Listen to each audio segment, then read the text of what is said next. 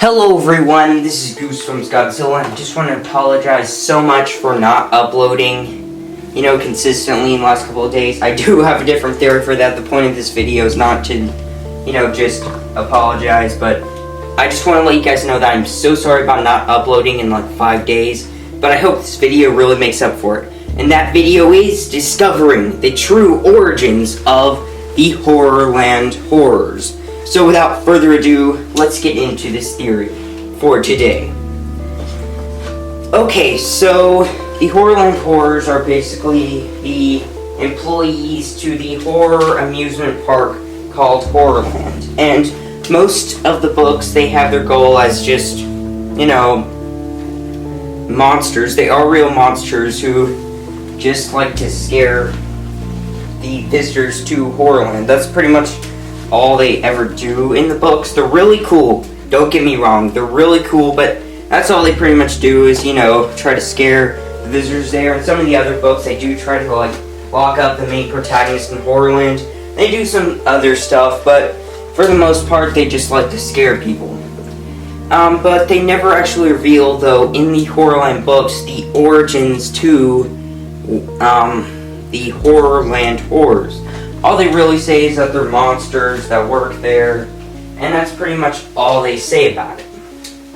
And so, yeah, that's the point of this video.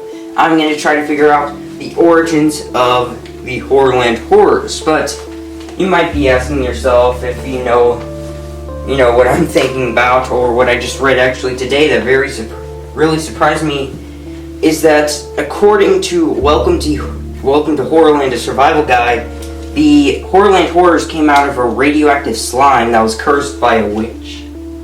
So you might think, there's no point to this video, but basically I'm going to try to discover what that radioactive slime is that they're talking about in Welcome to Horrorland, a survival guide.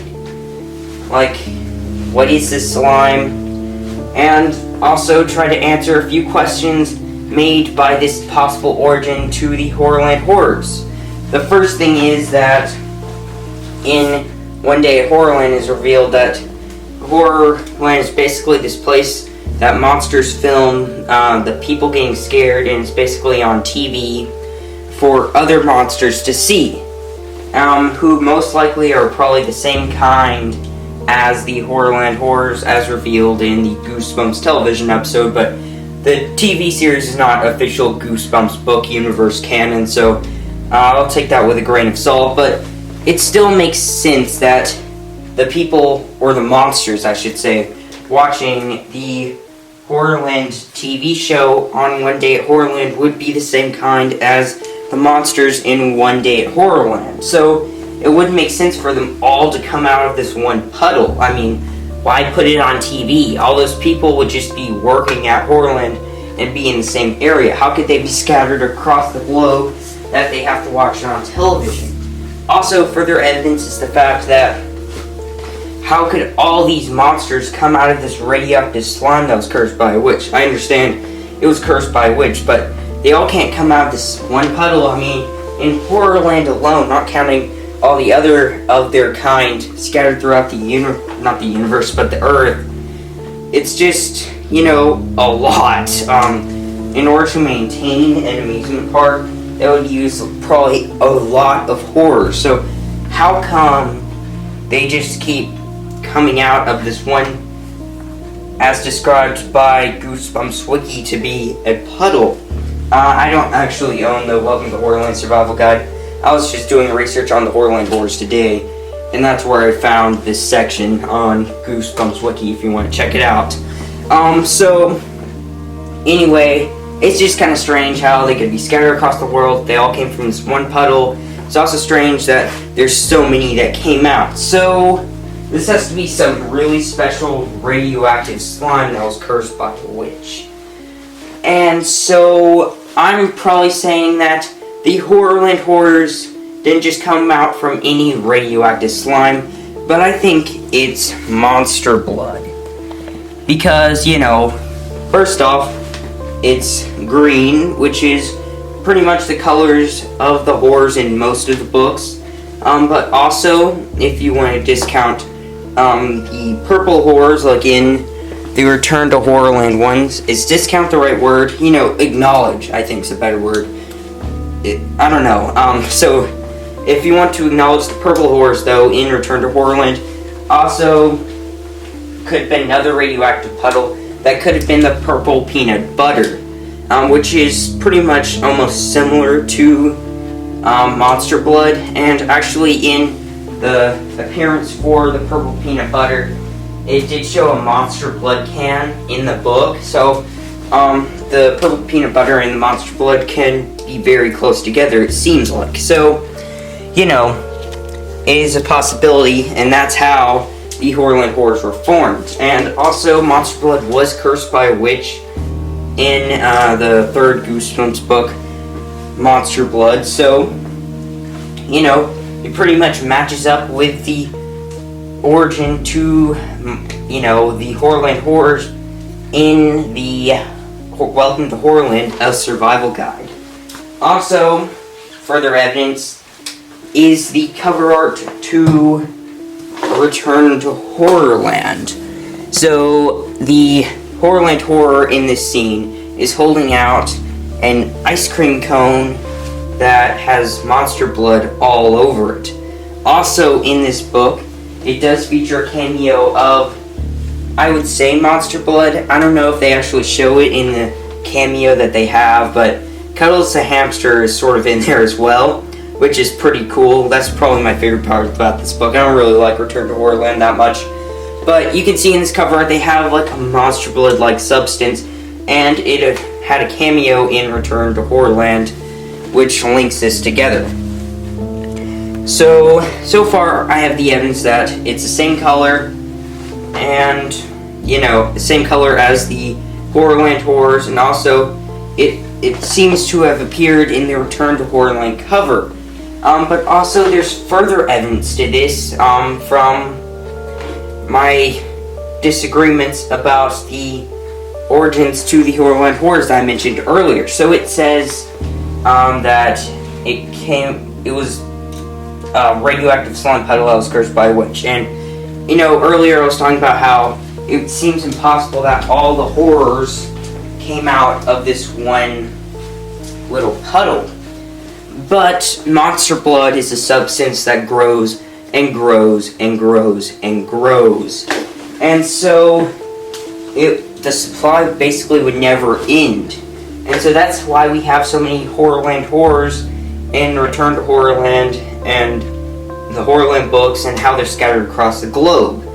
But you might ask yourself, how could they be scattered all across the globe? Because, you know, they all came from this one puddle, as I said earlier. But, as you can see in Monster Blood 2, the monster blood is all over the world due to, I think it's a relative of Andy, Evan's best friend, who is the main protagonist in the Monster Blood books.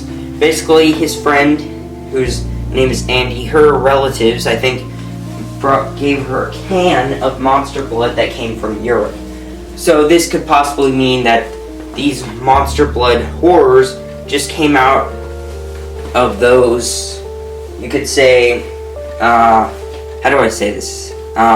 They came out of the monster blood cans and formed themselves. Another complaint you might have about this theory is that how could the monster blood form into a monster? Because, you know, in most of the Monster Blood books, if not all of them, they don't form a monster and stuff like that. But in the Brendan Dorman cover art to the Monster Blood books, well, not my favorite, I like the Tim Jacobus art a whole lot better for pretty much all the covers, except for the Haunted Mask 2. I think Brendan Dorman did a really, really good job on the Haunted Mask 2 cover. But anyway, I'm getting off topic. So, you know, the Brendan Dorman cover art does feature monster blood with eyes. You can see in the Monster Blood's back cover art, it has a mouth, and it's got all this design to it. And also, in some of the concept art to Goosebumps the game that I've just got this Christmas, they have monster blood, basically, oh, sorry about that, guys, turning into a human-ish, monster-ish monster. So, that's pretty cool. Also, in Goosebumps, the comic book thing from IDW, it's called Monsters at Midnight. There is monster blood in Horrorland. Just further evidence, I don't currently own that book. I don't think I'm ever going to own that book, because I just really don't want to. And I'm not the biggest fan of comic books as a whole, and, you know, I'm just not probably going to get that book anytime soon. But I read the plot to it on Goosebumps Wiki, and it has monster blood in Horrorland. So, due to the fact that also monster blood does appear in the Goosebumps Horrorland book. So, as a whole, monster blood is in Horrorland. It explains some of the plot holes to the radioactive slime puddle, because monster blood grows and grows. It's scattered all across the globe, which would create this whole channel. Monster blood can form into monsters.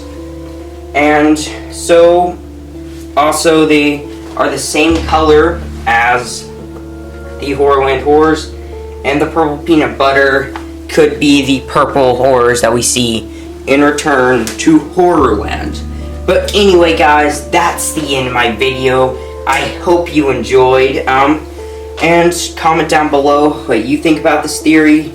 But yeah, that's the end of my video, and I will see you in the next video, I guess.